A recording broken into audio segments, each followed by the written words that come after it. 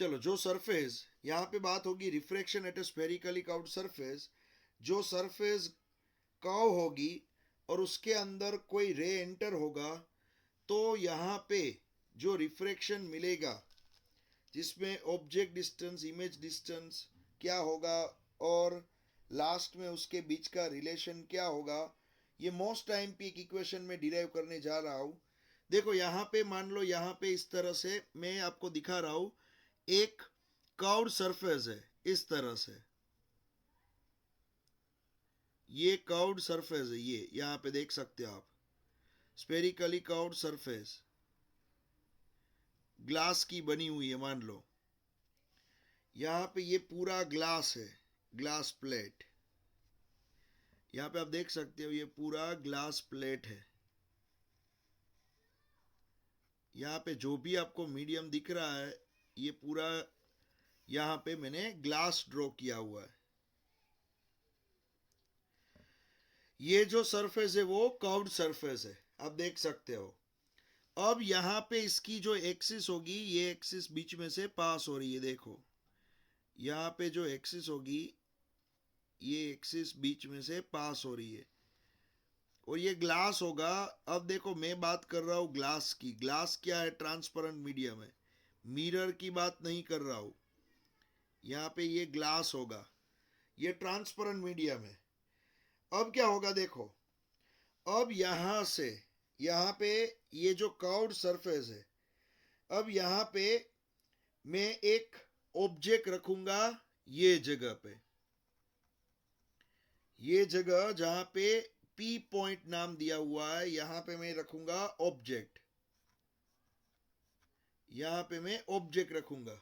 Okay, P के पास ये तो पूरा ग्लास है, ये रेरर मीडियम है और यहां पे ये डेंसर मीडियम है। इसका इंडेक्स क्या होगा, N1, रेरर मीडियम का N1, और इसका जो इंडेक्स होगा वो होगा यहाँ पे N2।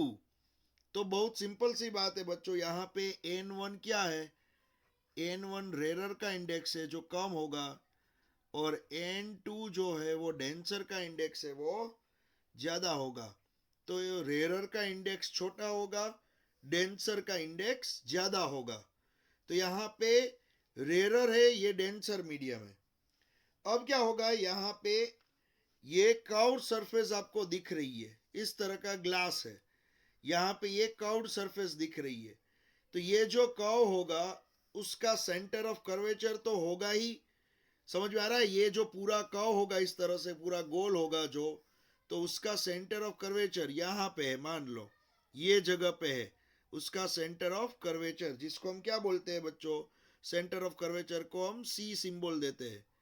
तो ये है सी, सेंटर ऑफ कर्वेचर। ओके, यहाँ पे ये सी मैंने ड्रॉ किया हुआ है। अब क्या होगा, सेंटर ऑफ कर्वेचर से ये कर्व्ड सरफेस पे कहीं पे भी आप लाइन ड्रॉ करोगे, कहीं पे भी लाइन ड्रॉ करोगे तो वो लाइन परपेंडिकुलर ही होगी। वो लाइन कैसी होगी, परपेंडिकुलर। किसके परपेंडिकुलर, ये सरफेस के परपेंडिकुलर। क्योंकि आपको, आपने सीखा है कि कोई भी अगर स्फीयर ड्रॉ करोगे, कोई भी स्फीयर ड्रॉ करोगे, उसके सेंटर से स्फीयर की सरफेस पे अगर आप लाइन ड्रॉ करोगे तो वो परपेंडिकुलर ही होगी। यहाँ पे मैं देखो एक इस तरह से ड्रॉ कर रहा हूं, ये उसका सेंटर है, ये उसका सेंटर है, देख लो ये मैंने गोल इस तरह से ड्रॉ किया, ये उसका सेंटर। यहां से आप कोई भी लाइन ड्रॉ करोगे तो वो 90 डिग्री होगी, देखो उसकी सरफेस पे कितनी होगी, 90 डिग्री होगी, देख लो आप कहीं भी आप लाइन ड्रॉ करोगे वो कितनी होगी, 90 डिग्री होगी, देखो आप, है ना, यहाँ पे आप देख लो ये 90 डिग्री होगी कहीं भी आप ड्रॉ करोगे। तो उसी तरह से मैं यहाँ पे सी के ऊपर से एक लाइन ड्रॉ करूंगा जो 90 डिग्री ही आपको मिलेगी। सिंपल सी बात है, देखो बच्चों ये देखो ये 90 डिग्री यहाँ पे मिली है, यहाँ पे होगा ये 90 डिग्री, ये 90 डिग्री मैंने ड्रॉ कर दिया। ओके, तो ऑब्जेक्ट यहां पे है बच्चों, ये ऑब्जेक्ट में से मान लो जो रेज निकल रहे हैं उसमें से मैं 2 रे कंसीडर करूंगा, 2 रे। एक रे जाएगा डायरेक्ट इस तरह से, यहां पे इंसिडेंट रे। एक रे इस तरह से जा रहा है, देख लो आप, ये इंसिडेंट रे है, इस तरह से वो जाएगा। और ये जो नॉर्मल लाइन है यहां पे जो आपको दिख रही है ना, वो नॉर्मल लाइन है, ये नॉर्मल लाइन है, ध्यान रखना बच्चों। नॉर्मल लाइन के साथ ये इंसिडेंट रे ने, इंसिडेंट रे ने नॉर्मल लाइन के साथ यहां पे जो एंगल बनाया है वो है θ1।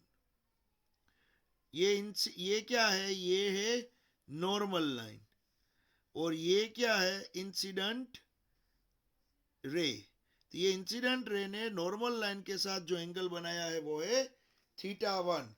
अब यही रे नॉर्मल के साथ छोटा एंगल बना के रिफ्रैक्ट होगा, क्योंकि ये रेयर मीडियम है, ये डेंसर मीडियम है। तो यही रे अब रिफ्रैक्शन करेगा और ग्लास में एंटर होगा। तो ग्लास में जब वो एंटर होगा तब यहाँ पे जो एंगल बनेगा वो छोटा होगा। देखो यहाँ पे मैं एंगल बना रहा हूं, ये इस तरह से जाएगा इसके अंदर, यहाँ पे आपको दिख रहा है, देखो। तो यहाँ पे जो एंगल होगा बच्चों, वो एंगल होगा θ2।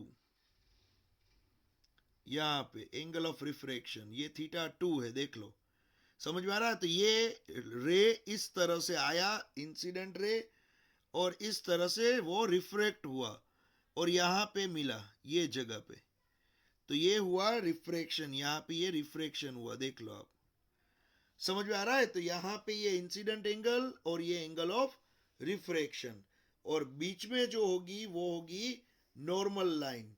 तो यहाँ पे नॉर्मल के साथ ये इंसिडेंट एंगल θ1 बनाएगा, और यही नॉर्मल के साथ ये रिफ्रैक्टेड एंगल θ2 बनाएगा। अब दूसरे रे की बात होगी।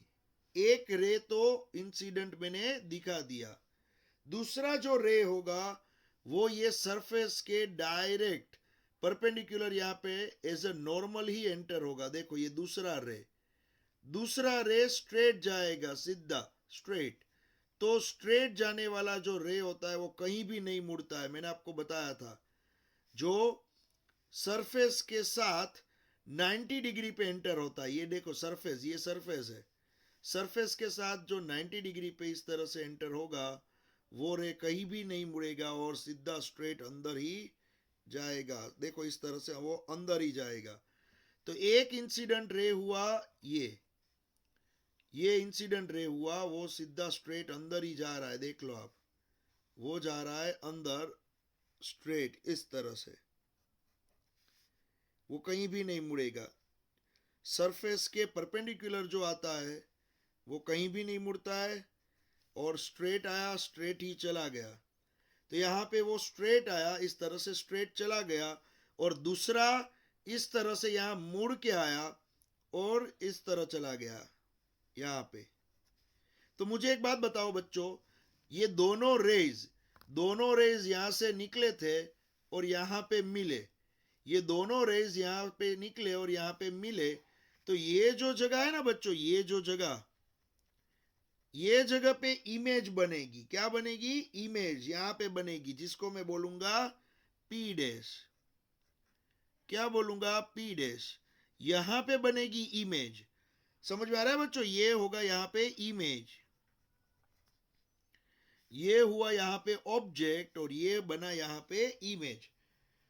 अब क्या होगा बच्चों, ये जो जगह है इसको मैंने नाम दे दिया है, मान लो A, यहां पे नाम दे दिया है A।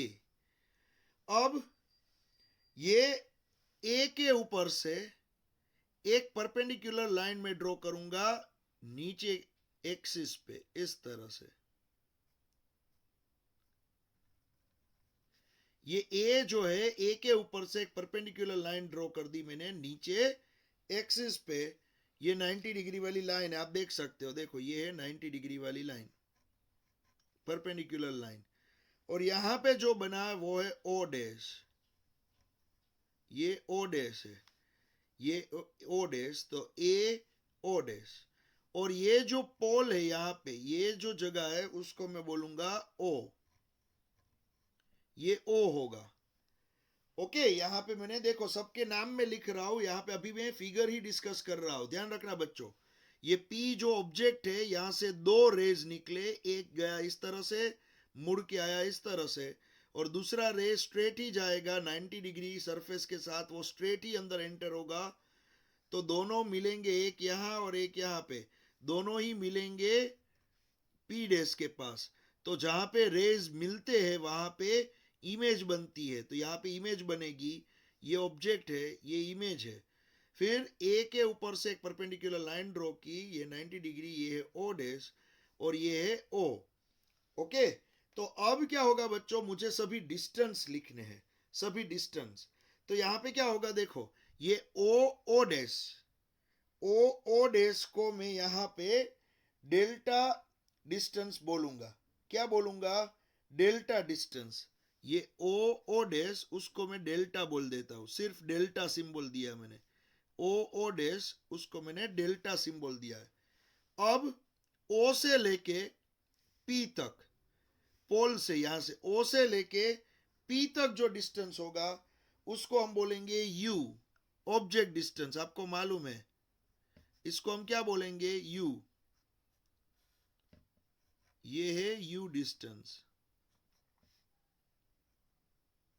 यहां पे मैंने ड्रॉ किया है, देख लो। पी से लेके ओ तक, पी से लेके ओ तक यू डिस्टेंस है, देख लो, यू डिस्टेंस। ओके, फिर आप मुझे बताओ, यही ओ से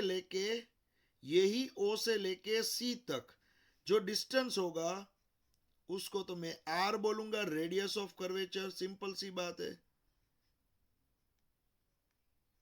यही ओ से लेके सी तक, ओ से लेके सी तक जो डिस्टेंस होगा उसको मैं क्या बोलूंगा? Radius of curvature. अब क्या होगा, यही ओ से लेके पी डैश तक इमेज डिस्टेंस होगा, जिसको मैं बोलूंगा वी।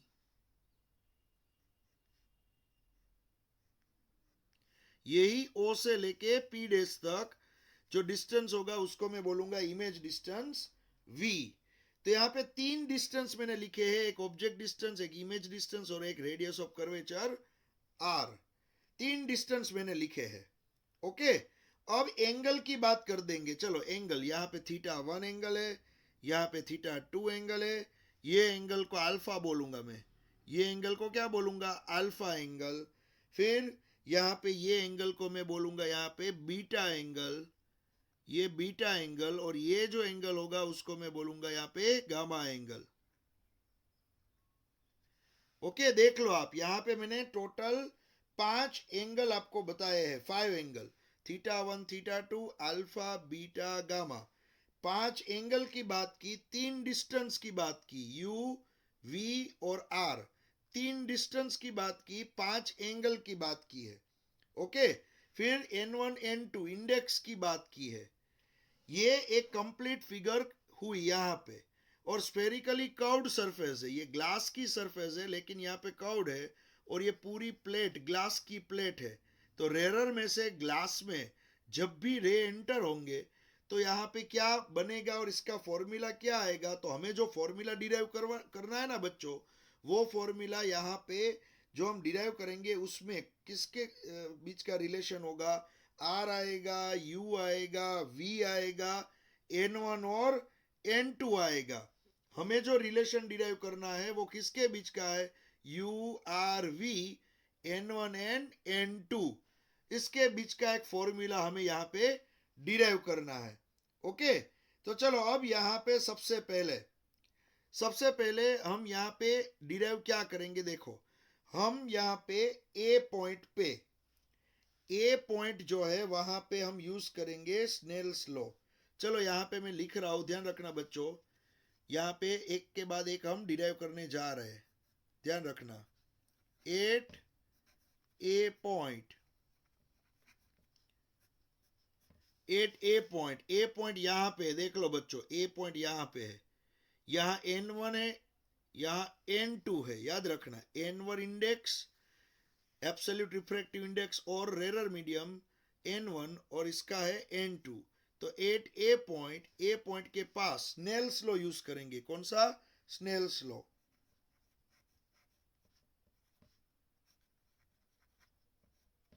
चलो ए पॉइंट के पास स्नेल्स लॉ यूज करते हैं, तो आपको स्नेल्स लॉ क्या मिलेगा? n1 sine theta 1 equals to n2 sine theta 2। Snell's law तो आपको मालूम ही है बच्चों, n1 sine theta 1 equals to n2 sine theta 2। लेकिन यहाँ पे थीटा 1 एंड थीटा 2 ये इसकी वैल्यू बहुत ही छोटी है। समझ में आ रहा है? यहाँ पे मैं लिख रहा हूं theta 1 and theta 2 are small. Theta 1 and theta 2 की वैल्यू छोटी होगी, तो बच्चों एक चीज याद रखना, आप साइन थीटा 1 की जगह पे सिर्फ थीटा 1 लिख सकते हो, एंड साइन थीटा 2 की जगह पे सिर्फ थीटा 2 लिख सकते हो। तो यहाँ पे n1 theta 1 equals to n2 theta 2। देखो मैंने कैसे लिखा है, n1 theta 1 equals to n2 theta 2। आप आराम से ये लिख सकते हो, इसमें कोई प्रॉब्लम नहीं है। n1 theta 1 equals to n2 theta 2, जिसको मैं इक्वेशन 1 बोल दूंगा। यहां पे इसको मैं बोल दूंगा इक्वेशन 1। ये n1 theta 1 equals to n2 theta 2, equation 1 बोल रहा हूं। अब यहां पे दूसरी एक बात, triangle P A C, triangle P A C आपको यहां पे दिख रहा है, ये पी ए और सी, यहां पे सी है। पी ए सी में एक्सटीरियर एंगल क्या है? थीटा 1। यहां पे मैं ड्रॉ करके आपको दिखाता हूं। चलो यहां पे ट्राइंगल पी ए सी, देखो यहां पे मैं ड्रॉ कर रहा हूं, ये P है, ये A और ये C।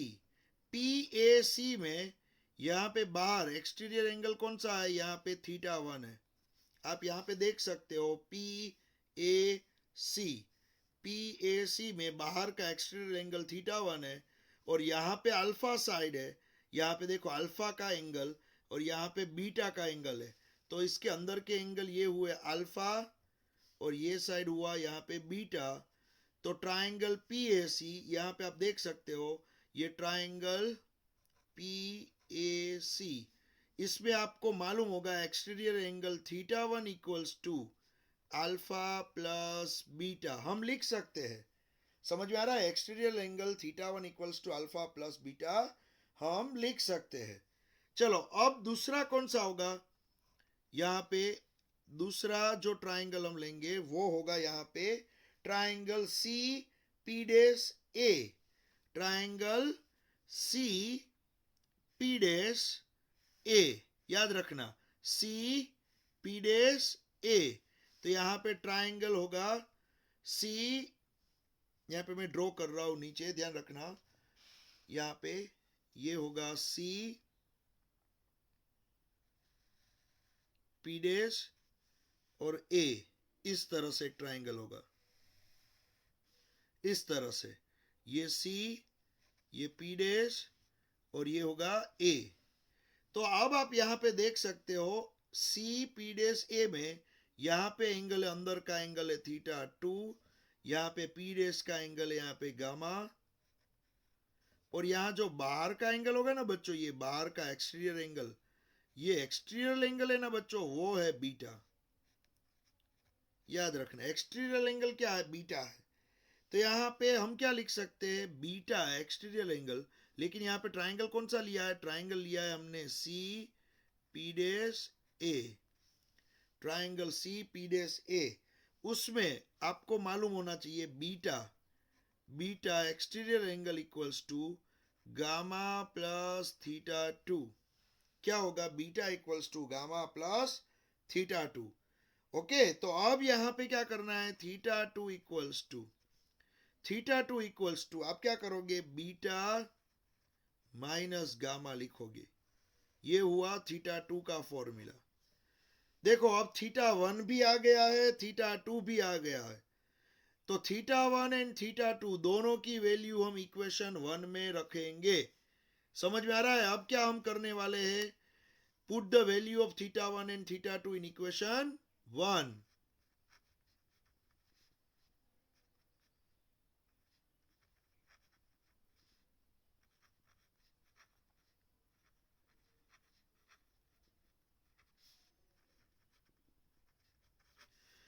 put the value of equation 1 and put the value of θ1 and θ2 in equation 1। तो ये θ1 and θ2 की वैल्यू इक्वेशन 1 में रखनी है और कुछ नहीं है। चलो तो रख देते हैं हम। तो n1 फिर θ1 क्या है? Alpha plus beta equals to n2। अब θ2 क्या है? Beta minus gamma. ओके, तो यहां पे देखो n1 alpha plus beta equals to n2 beta minus gamma. ये मैंने यहाँ पे लिख दिया है। अब इसको थोड़ा सिंप्लीफाई कर दो। n1 alpha plus n1 beta equals to n2 beta minus n2 gamma. यहाँ पे मैंने थोड़ा इस तरह से सिंप्लीफाई कर दिया है। अब क्या करना है बच्चों? अब यहाँ पे बीटा बीटा जो है ना, उसमें से बीटा वाले स्टेप में से बीटा कॉमन निकलना है। क्या करना है? बीटा वाले स्टेप में से बीटा बाहर निकलना है। एक साइड अल्फा गामा को ले जाना है।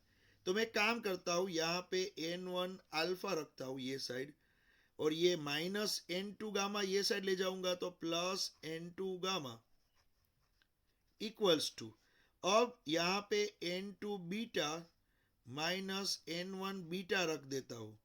राइट हैंड साइड क्या किया मैंने बच्चों? ये n2 बीटा और ये n1 बीटा है ना, वो राइट हैंड साइड ले गया, तो माइनस n1 बीटा। तो राइट हैंड साइड में सिर्फ बीटा बीटा को ले गया, देखो। ओके, तो अब क्या होगा? देखो बच्चों, यहां आपको मिलेगा इस तरह से। यहां पे जो मिलेगा वो मिलेगा n1 alpha plus n2 gamma equals to, अब इसमें से बीटा बाहर निकल जाएगा, तो n2 माइनस n1, और यहां पे हो जाएगा बीटा। ये बीटा बाहर निकल गया। अब ये जो मुझे मिला उसको मैं इक्वेशन 2 बोल दूंगा।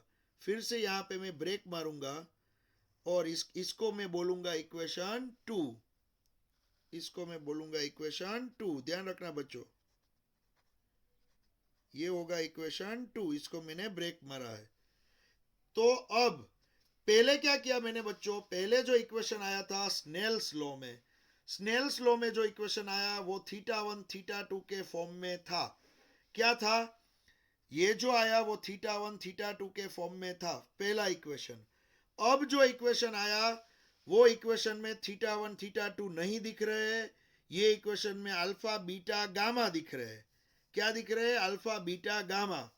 समझ में आ रहा है? तो मैंने इक्वेशन कन्वर्ट किया है और कुछ नहीं है। इक्वेशन कन्वर्ट किया, θ1 θ2 को हटा के मैंने अल्फा बीटा गामा के फॉर्म में ये इक्वेशन बना दिया है।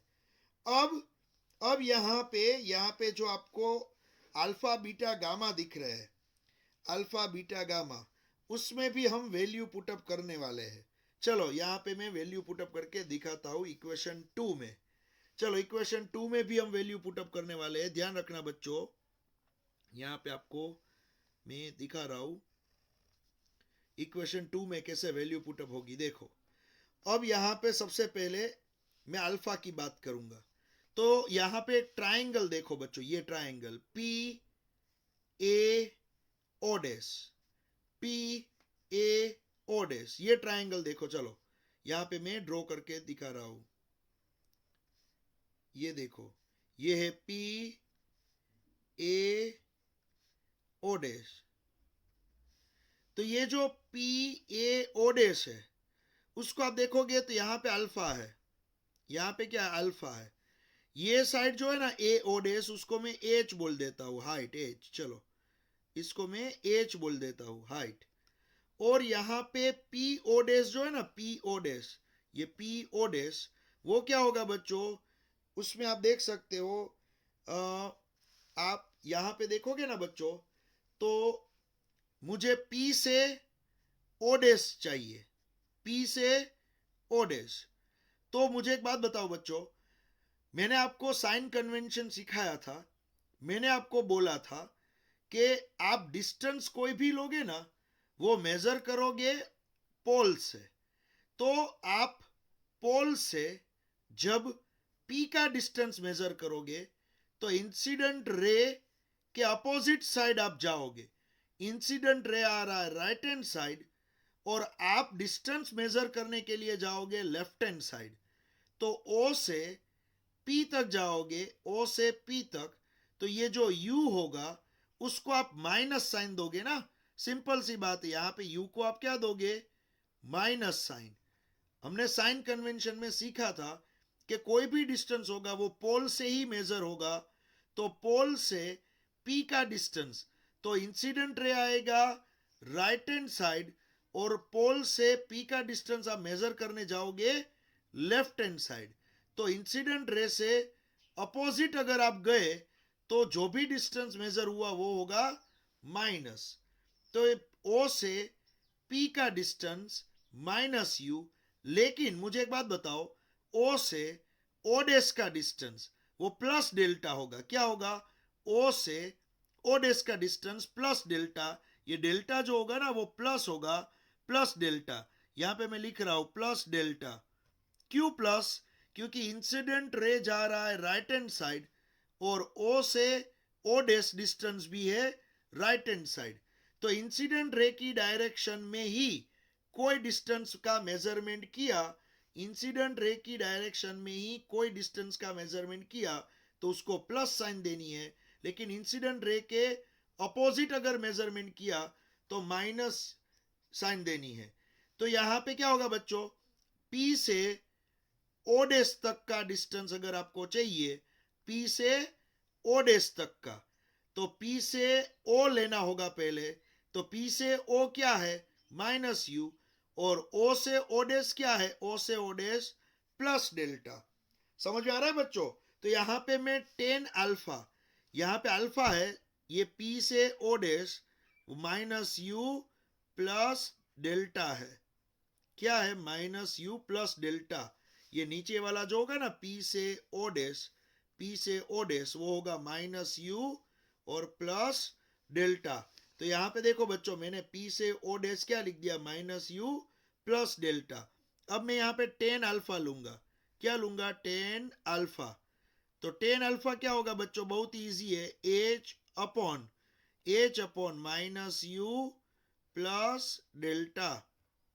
तो मैंने टेन अल्फा लिखा है, ये टेन अल्फा क्या होगा, माइनस U प्लस डेल्टा। और यहां पे अल्फा की वैल्यू स्मॉल है, अल्फा की वैल्यू क्या है, अल्फा की वैल्यू स्मॉल होगी।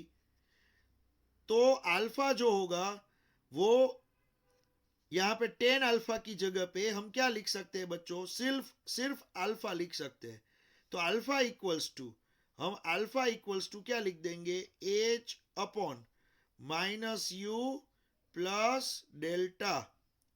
हम क्या लिख देंगे, अल्फा की वैल्यू लिख देंगे H upon minus U plus delta.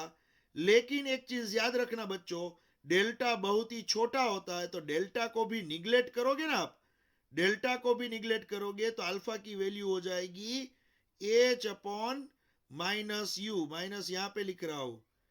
तो आपको अल्फा की वैल्यू मिलने वाली है माइनस एच अपॉन U।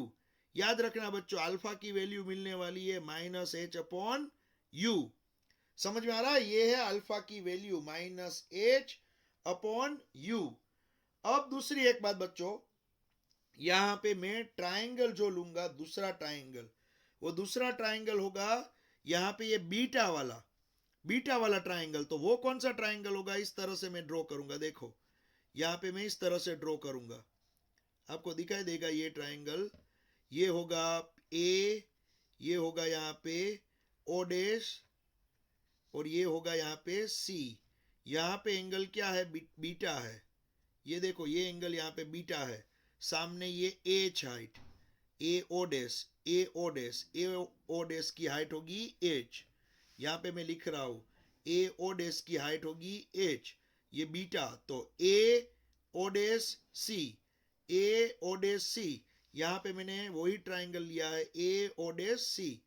अब मुझे एक बात बताओ बच्चों, ओ से लेके सी तक, ओ से लेके सी तक डिस्टेंस आर था, ओ से लेके सी तक डिस्टेंस आर था, जिसमें से इतना छोटा डेल्टा माइनस कर दोगे तो ओ डेस टू सी, ओ डेस टू सी डिस्टेंस अगर किसी ने पूछा कि भाई ओ डेस टू सी कितना होगा, तो आप तुरंत बोलोगे वो होगा आर माइनस डेल्टा। क्या बोलोगे आप? R minus delta. और सभी डिस्टेंस राइट हैंड साइड वाले ही है, तो माइनस का कभी यहाँ पे प्रॉब्लम ही नहीं होगा, माइनस कहीं कहीं किसी को लेना ही नहीं है, क्योंकि ओ के राइट हैंड साइड ही हम जा रहे हैं, ये ओ के राइट हैंड साइड।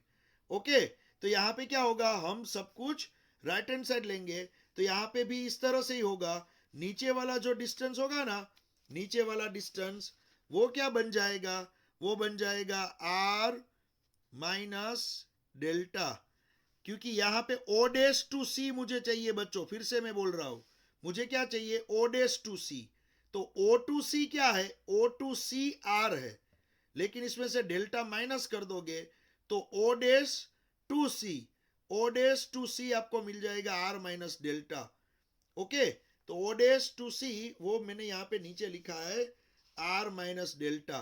तो इसमें भी इसी तरह से होगा, यहां भी क्या होगा, टेन बीटा, टेन बीटा, यहां पे टेन बीटा की जगह पे मैं लिख दूंगा अप्रोक्सीमेटली इक्वल्स टू बीटा। क्यों ऐसा लिखूंगा, क्योंकि बीटा यहाँ पे छोटा है बहुत ही, बीटा की वैल्यू बहुत ही छोटी है, तो यहाँ पे tan beta equals to approximately equals to beta equals to, यहाँ पे मैं लिखूंगा H upon R minus delta, H upon R minus delta. लेकिन उसमें एक चीज याद रखना, डेल्टा को फिर से हम निग्लेक्ट करेंगे, तो यहाँ पे बीटा की वैल्यू हम लिखेंगे एच अपॉन आर, बीटा की वैल्यू लिखेंगे एच अपॉन आर। समझ में आ रहा है? तो यहाँ पे अल्फा मिल गया, yes, minus H upon U, beta मिल गया, yes, H upon R, beta भी मिल गया। अब रहेगी बात गामा, तो गामा के लिए जो ट्राइंगल होगा वो ट्राइंगल होगा, यहाँ पे मैं ड्रॉ कर रहा हूं, देखो यहाँ पे ये जो गामा के लिए ट्राइंगल होगा बच्चों, वो ट्राइंगल होगा यहाँ पे ए ओ डेस और पी डेस। कौन सा ट्राइंगल होगा, ए ओ डेस और पी डेस, यहां पे ट्राइंगल होगा ए ओ डेस पी डेस। एक मिनट बच्चों, यहां पे अब जो हम ट्राइंगल लेंगे वो होगा हमारा ए ओ डेस पी, यहां पे एंगल होगा गामा, यहां पे एंगल होगा गामा, ये सामने एच, और ये जो नीचे होगा ना वो होगा वी माइनस डेल्टा। जैसे ऊपर आर माइनस डेल्टा हुआ था, वैसे ये ओ डेस से पी डेस, ओ डेस से पी डेस का डिस्टेंस होगा v माइनस डेल्टा। ये पूरा ओ से पी डेस, देखो ओ से पी डेस v है, और इसमें से ये छोटा डिस्टेंस डेल्टा माइनस कर दोगे तो नीचे आपको मिलेगा v माइनस डेल्टा। समझ में आ रहा है? तो नीचे हमने लिख दिया यहाँ पे v माइनस डेल्टा।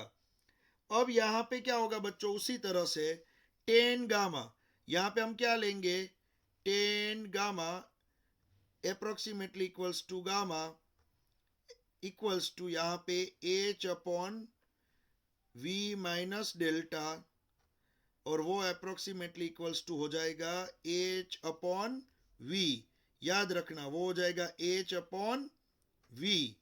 तो यहाँ पे आपके पास अल्फा तो क्या, हाँ है, अल्फा की वैल्यू हमारे पास है, यहाँ पे आप देख सकते हो अल्फा की वैल्यू हमारे पास है, बीटा की वैल्यू भी है हमारे पास, देख लो, और गामा की वैल्यू भी है हमारे पास। तो हमारे पास अल्फा है, बीटा है, अल्फा बीटा और गामा तीनों ही हमारे पास है। अब तीनों ही हमारे पास है तो हम क्या करेंगे, ये इक्वेशन 2 में पुट अप कर देंगे, और कुछ नहीं है। तो हमारा जो इक्वेशन 2 होगा बच्चों, यहाँ पे इक्वेशन 2 मैं लिख रहा हूं, ध्यान रखना बच्चों, यहाँ पे इक्वेशन 2 फ्रॉम इक्वेशन 2, जो इक्वेशन 2 होगा उसमें हम यहाँ पे रख रहे, देखो वैल्यूज। पहले तो मुझे एक बात बताओ, इक्वेशन 2 क्या है? इक्वेशन 2 है n1 alpha plus n2 gamma equals to n2 minus n1 और बीटा, ये इक्वेशन 2 है। समझ में आ रहा है? ये इक्वेशन 2 में आप अल्फा की वैल्यू क्या थी? माइनस एच अपॉन यू, तो यहाँ पे n1 और माइनस एच अपॉन यू लिख दूंगा अल्फा की वैल्यू। फिर n2, फिर गामा की वैल्यू क्या थी? गामा की वैल्यू थी एच अपॉन वी, यहां पे मैं लिख दूंगा एच अपॉन वी। फिर यहां पे n2 माइनस n1 वैसे ही लिख दूंगा n2 माइनस n1, लेकिन बीटा की वैल्यू क्या थी? बीटा की वैल्यू थी एच अपॉन आर, तो यहाँ पे बीटा की वैल्यू एच अपॉन आर लिख दूंगा। अब यहाँ पे एच एच एच कट हो जाएगा, तो आपको मिलेगा minus n1 upon U plus n2 upon V equals to n2 minus n1 upon R. ये इक्वेशन आपको मिला, जो हमारी स्पेरिकली कर्व्ड सरफेस का एक इक्वेशन हुआ, मोस्ट आईएमपी इक्वेशन। ये मोस्ट आईएमपी इक्वेशन हुआ स्पेरिकली कर्व्ड सरफेस का। ध्यान रखना बच्चों, ये इक्वेशन जो आपको मिला है वो है स्पेरिकली कर्व्ड सरफेस, उसका इक्वेशन। इसमें n1 n2 u v r के बीच का रिलेशन है। देख लो, ये इक्वेशन में किसका रिलेशन है? n1 n2 u v और r। समझ में आ रहा है? ये इक्वेशन यहां पे है, देख लो आप। तो यहां पे n1 कौन सा मीडियम होगा? n1 रेरर है और n2 डेंसर है। याद रखना, यहां पे जो मीडियम मैंने लिखे हैं वो आपको याद रखने हैं। n1 कौन सा मीडियम है? Rarer medium. यहां पे मैं लिख देता हूं, यहां पे n1 जो है वो है रेरर मीडियम, और n2 जो है वो है डेंसर मीडियम। तो लाइट जो होगी वो रेरर टू कहां जा रही है? लाइट रेरर टू डेंसर जा रही है। समझ में आ रहा है? लाइट यहां पे रेरर टू डेंसर जा रही है। n1 रेरर का इंडेक्स है, n2 डेंसर का इंडेक्स है, लाइट रेरर टू डेंसर जा रही है। तो आपके लिए यहां पे ये इक्वेशन जनरेट हुआ। देख लो बच्चों, ये इक्वेशन जो है वो स्पेरिकली कर्व्ड सरफेस का मोस्ट आईएमपी एक इक्वेशन है, देख लो। फिर इसके अंदर अगर